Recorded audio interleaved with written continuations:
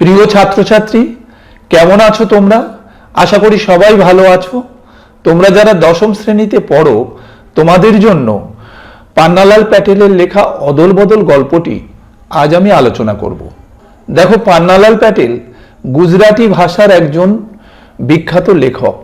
তার প্রকৃত নাম পান্নালাল নানালাল প্যাটেল, কিন্তু সাহিত্যের জগতে তিনি শুধু পান্নালাল প্যাটেল বলে বেশি পরিচিত।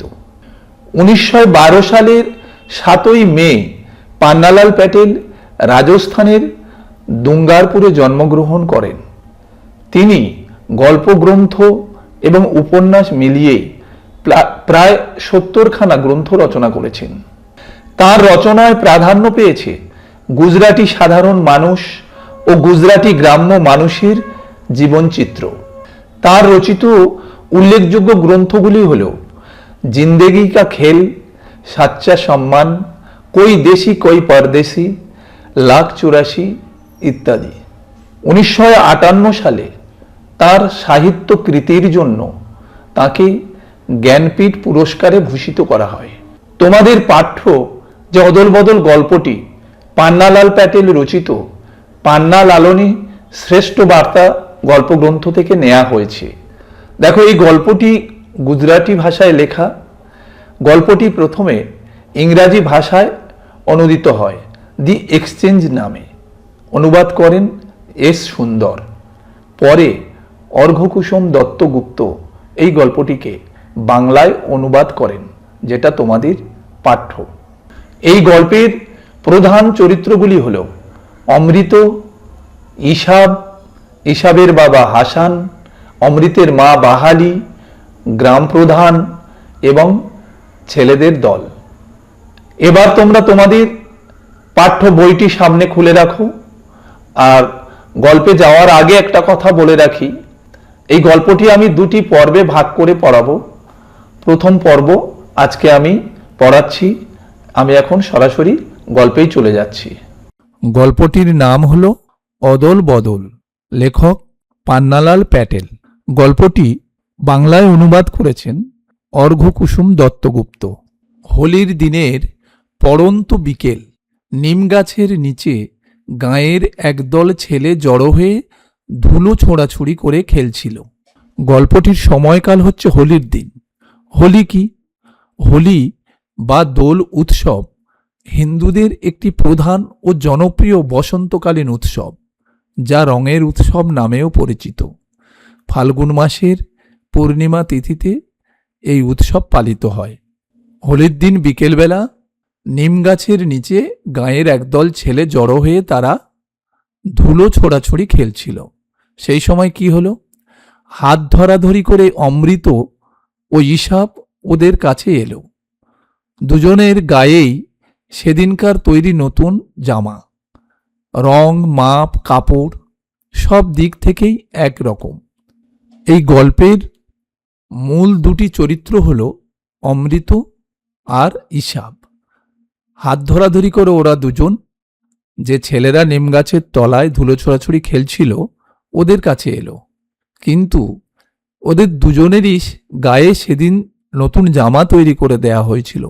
সেই জামার রং, মাপ, কাপড় সব দিক থেকেই কিন্তু দুটো জামাই একই রকম। এরা দুজনে একই স্কুলে একই ক্লাসে পড়ে। রাস্তার মোড়ে এদের বাড়ি দুটোও মুখোমুখি। দুজনের বাবাই পেশায় চাষি, জমিও প্রায় সমান সমান। দুজনকেই সাময়িক বিপদে আপদে সুদে ধার নিতে হয়। বলতে গেলে ছেলে দুটোর সবই একই রকম। তফাৎ শুধু এই যে অমৃতের বাবা, মা আর 3 ভাই রয়েছে। ইসাবের আছে শুধু তার বাবা। দেখো, এখান থেকে একটা গুরুত্বপূর্ণ প্রশ্ন আসতে পারে। 3 নম্বরের প্রশ্ন এই লাইনটা তুলে, যেমন ছেলে দুটোর সবই একরকম, তফাৎ শুধু এই যে। ছেলে দুটি কে কে? তাদের মধ্যে তফাৎ কোথায়? আর তাদের মধ্যে মিল বা কোথায়? এখানে ছেলে দুটো হল 2 অন্তরঙ্গ বন্ধু, অমৃত ও ইসাবের কথা বলা হয়েছে। দেখো, অমৃত ও ইসাবের নতুন জামার রং, মাপ, কাপড় সবই একই রকম। একই স্কুলে একই ক্লাসে তারা পড়ে। রাস্তার মোড়ে তাদের দুজনের বাড়িও অবস্থিত এবং সেই বাড়ি দুটো মুখোমুখি। পেশায় উভয়ের বাবা চাষি, আর দুই পরিবারের জমির পরিমাণও প্রায় সমান সমান। আর এই দুটো পরিবারকেই সাময়িক কোনো বিপদ আপদ এলে সুদে ধার নিতে হয়। বলতে গেলে ছেলে দুটোর সবই একই রকম, কিন্তু এত সাদৃশ্য সত্ত্বেও একটা তফাৎ তাদের আছে। কি তফাৎ সেই? অমৃতের বাবা মা আছে, এছাড়া আরও 3 ভাই রয়েছে, কিন্তু ঈশাবের বাবা ছাড়া আর কেউ নেই। এছাড়া তাদের কিন্তু দুজনের ধর্মের তফাৎ আছে। ঈশাব হচ্ছে মুসলিম এবং অমৃত হচ্ছে হিন্দু। এরপর কি, দুই বন্ধুতে মিলে সান বাঁধানো ফুটপাতে এসে বসতে ওদের একরকম পোশাক দেখে দলের একটি ছেলে বলল, ঠিক, তোরা দুজনে কুস্তি করত, দেখি তোরা শক্তিতেও সমান সমান, না একজন বড় পালোয়ান। সান বাঁধানো ফুটপাতে, অর্থাৎ এখান থেকে বোঝাই যাচ্ছে তারা পিচের রাস্তার ধারে যে ফুটপাত আছে সেই ফুটপাতে গিয়ে তারা বসল, যেখানে অদূরে নিমগাছের তলায় ছেলের দল ধুলো ছোড়াছুড়ি খেলছিল। এই দুজনের, অর্থাৎ অমৃত আর ঈশাবের একই রকম পোশাক দেখে যারা ধুলো ছোড়াছুড়ি খেলছিল তাদের মধ্যে একজন বলে উঠল, ঠিক আছে, তোরা দুজনে কুস্তি করত, দেখি তোরা শক্তিতেও সমান সমান কিনা। আরেকটি ছেলে চেঁচিয়ে উঠল, লড়ে যা তোরা, বেশ মজা হবে। ঈশাব অমৃতের দিকে তাকালো। অমৃত দৃঢ় স্বরে বলল, না, তাহলে মা আমাকে ঠ্যাঙাবে। কুস্তি করলে ছেলের দল মজা পেলেও অমৃত কিন্তু মজা পাবে না, কারণ সে তার মায়ের কাছ থেকে এই জামাটা পেয়েছিল অনেক কষ্ট করে। কুস্তি লড়তে গিয়ে তার জামা ছিঁড়ে গেলে বা ময়লা হলে তার কপালে যে কষ্ট আছে সেটা অমৃত জানত, কারণ তার মা আসার সময় তাকে বারবার করে স্মরণ করে দিয়েছিল এবং সাবধান করে দিয়েছিল জামা যেন না ছেঁড়ে বা না ময়লা হয়। আর তাই অমৃত দৃঢ় স্বরে জানায় সে কুস্তি লড়বে না, তাহলে মা ঠ্যাঙাবে। অমৃতের অত জোর দিয়ে বলার কারণ ছিল, বাড়ি থেকে বেরোবার সময় ওর মা সাবধান করে দিয়েছিলেন, নতুন জামা পাবার জন্য তুমি কি কাণ্ডটাই না করেছিলে। এখন যদি তুমি জামা ময়লা করে বা ছিঁড়ে আসো, তাহলে তোমার কপালে কি আছে মনে রেখো। তাহলে তোমরা বুঝতেই পারছ যে অমৃত কেন কুস্তি লড়তে চাইছিল না। এই যেটুকু আলোচনা করলাম, এর মধ্যে আরেকটি 3 নম্বরের প্রশ্ন লাইন তুলে আসতে পারে। সেটা হলো, অমৃত দৃঢ় স্বরে বলল, না, তাহলে মা আমাকে ঠ্যাঙাবে। এই লাইনটা তুলে 3 নম্বরের একটা প্রশ্ন আসতে পারে। অমৃতের এই দৃঢ় স্বরে বলার কারণ কি ছিল? উত্তরটাও তোমরা নিশ্চিত বুঝতেই পারছ যে অমৃত তার মায়ের কাছ থেকে অনেক কষ্ট করে, অনেক বায়না করে জামাটা পেয়েছিল। অমৃতর মা অমৃতকে বারবার করে স্মরণ করিয়ে দিয়েছিল যে জামা যেন কোনোভাবে ময়লা না হয়, ছিঁড়ে না যায়, আর যদি ময়লা বা ছিঁড়ে যায় তাহলে তোমার কপালে কষ্ট আছে। আর সেই সাবধানতা অমৃতর মাথায় ছিল এবং সেই কারণেই সে দৃঢ় স্বরে বলেছিল কুস্তি লড়বে না। এরপর আমরা একটু আগের ঘটনায় চলে যাব, কিভাবে অমৃত তার বাবা মায়ের কাছ থেকে জামা আদায় করেছিল সেই ঘটনায় আমরা চলে যাব। অমৃত সত্যি তার বাবা মাকে খুব জ্বালিয়েছিল। শোনামাত্র অমৃত ফতোয়া জারি করে দিল, ঠিক ঈশাবের মতো জামাটি না পেলে ও স্কুলে যাবে না। মা ওকে অনেক বুঝিয়েছিল, ঈশাবকে খেতে কাজ করতে হয় বলে ওর জামা ছিঁড়ে গেছে, আর তোরটা তো প্রায় নতুনই রয়েছে। মোটেই না বলে কাঁদতে কাঁদতে অমৃত ওর জামার একটা ছেঁড়া জায়গায় আঙুল ঢুকিয়ে আরও ছিঁড়ে দেয়। অমৃত সত্যি তার বাবা মাকে খুব জ্বালিয়েছিল। এই লাইনটা তুলেও একটা 5 নম্বরের প্রশ্ন আসতে পারে। যাই হোক, শোনামাত্র অমৃত ফতোয়া জারি করে দিল। ফতোয়া কথার অর্থ কি এখানে? কোনো নির্দেশ বা রায়। কি ফতোয়া জারি করে দিল? ঠিক হিসাবের মতো জামাটি না পেলে সে স্কুলে যাবে না, স্কুলে যাওয়া বন্ধ করে দেবে। অমৃতর মা অমৃতকে অনেক বুঝিয়েছিল। কিভাবে? বলেছিল, দেখ, হিসাবকে খেতে কাজ করতে হয় বলে ওর জামা না হয় ছিঁড়ে গেছে, কিন্তু তোরটা তো প্রায় নতুন আছে। আর মায়ের মুখে এই কথা শুনে অমৃত কি করল?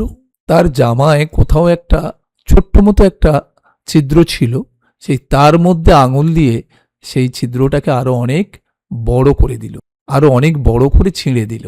এরপর কি হলো? মা তখন ওকে বেকায়দায় ফেলার জন্য বললেন, নতুন জামা দেওয়ার আগে ইসাবের বাবা ওকে খুব মেরেছিলেন, তুইও সেরকম মার খেতে রাজি আছিস? দেখো, দুটো সংসারেই অভাব বিদ্যমান। ইসাবের বাবা খেতে কাজ করে, ইসাবকেও খেতে কাজ করতে হয়। তাই ইসাবের জামা যখন কিনে দেয় তখন তাকে কিন্তু ওর বাবা ওকে মেরেছিল। অন্যদিকে অমৃতর মা সংসারের ব্যয় সংক্ষেপ করতে অমৃতকে বোঝানোর চেষ্টা করছে, কিন্তু অমৃত এতেও পিছুপা হতে রাজি নয়। ও মরিয়া হয়ে বলল, ঠিক আছে, আমাকে বেঁধে রাখো, মারো, কিন্তু তোমাকে ইসাবের মতো একটা জামা আমার জন্য জোগাড় করতেই হবে। অমৃত জানে তার মা যদি না বলে তাহলে তার বাবা কখনো জামা কিনে দেবে না, তাই সে মায়ের কাছে এরকম জেদ করতে লাগলো।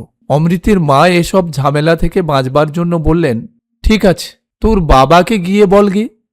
অমৃত জানত মা না বললে ওর বাবার রাজি হওয়ার সম্ভাবনা খুবই কম, কিন্তু অত সহজে হাল ছাড়ার পাত্র সে নয়। ও স্কুলে যাওয়া বন্ধ করে দিল, খাওয়া ছেড়ে দিল এবং রাত্রিরে বাড়ি ফিরতে রাজি হলো না। ছেলেরা তো এরকমই হয় না, তাদের যত আদর বায়না সব মায়ের কাছে। বাবার প্রহারের ভয় তো আছে, তাই অমৃত তার মায়ের কাছ থেকেই জামাটা আদায় করার চেষ্টা করছে।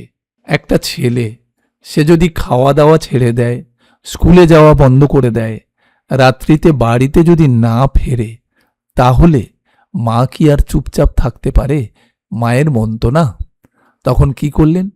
শেষমেশ ওর মা হাল ছেড়ে দিয়ে অমৃতের বাবাকে ওর জন্য নতুন জামা কিনে দিতে রাজি করালেন।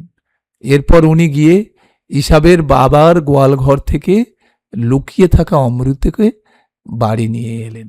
ইসাবের মতো নতুন জামা না কিনে দিলে সে স্কুলে যাওয়া বন্ধ করে দিয়েছে, খাওয়া দাওয়া ছেড়ে দিয়েছে, এমনকি সে রাত্রে বাড়ি ফেরেনি।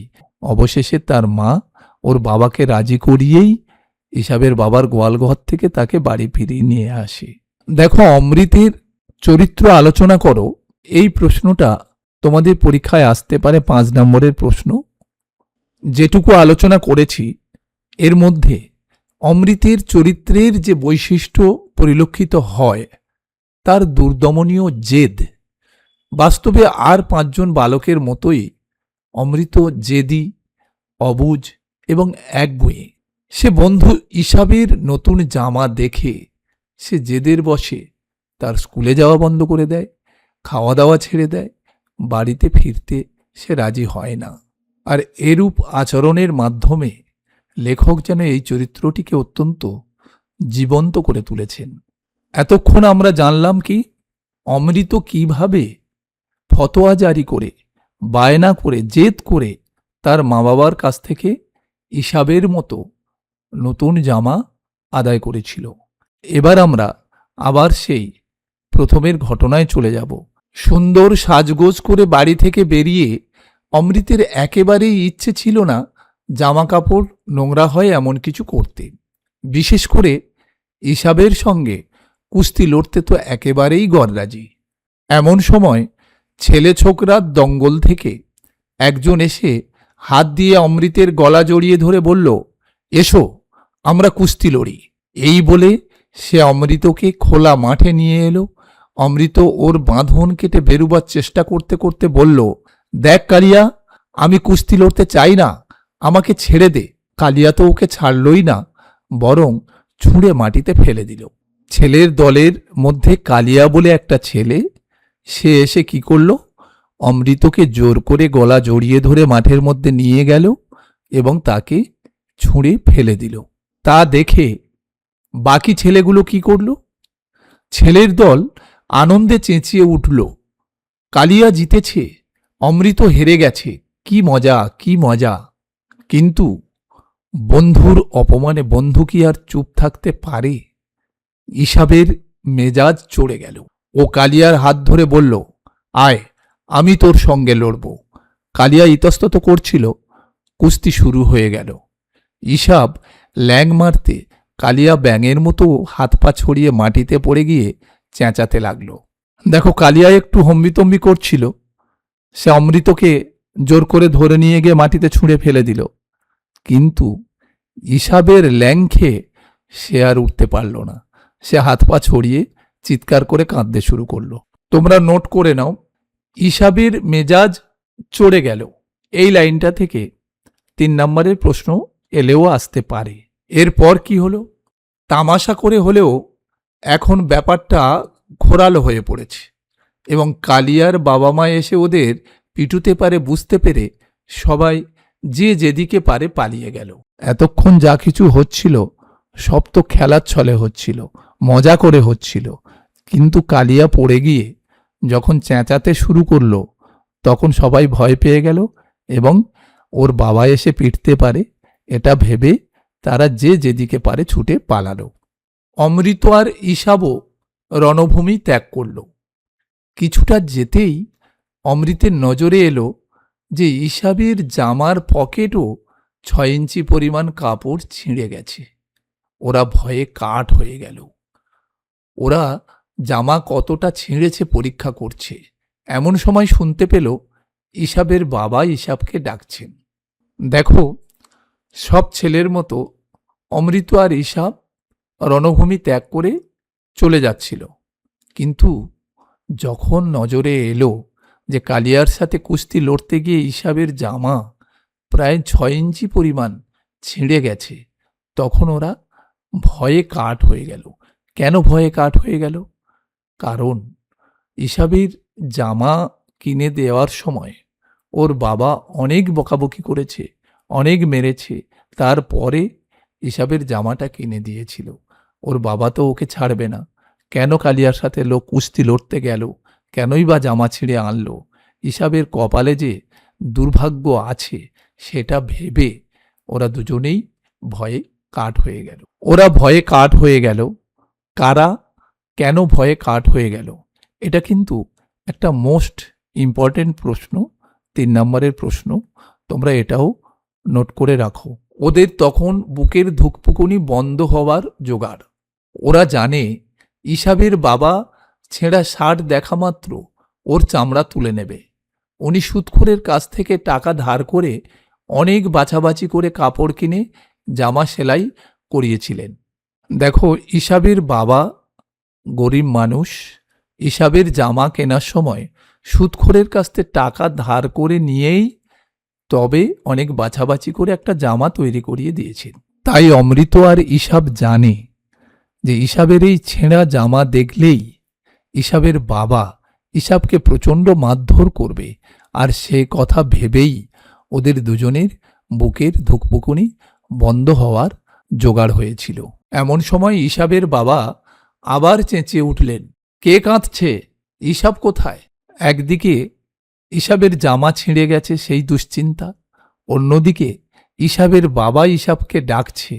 আর এই দুইয়ের মাঝখানে পড়ে দুই অন্তরঙ্গ বন্ধুর হৃৎপিণ্ডের স্পন্দন যেন বন্ধ হয়ে যাওয়ার জোগাড় হয়েছে। দেখো, এখানে আমরা কি দেখলাম? অমৃত ইসাব পরস্পরের বন্ধু সঙ্গী। তাদের বন্ধুত্ব ধর্মের বেড়াজালে আবদ্ধ নয়। তারা দুজনেই উদারমনস্ক, তারা বালক, তাদের মন নিষ্পাপ এবং নিষ্কলুষ।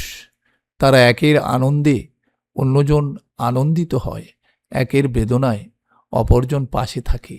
তাদের বন্ধুত্ব যেন ঈর্ষণীয় এবং অবিচ্ছেদ্য। আলোচনাটা এখানেই শেষ করলাম।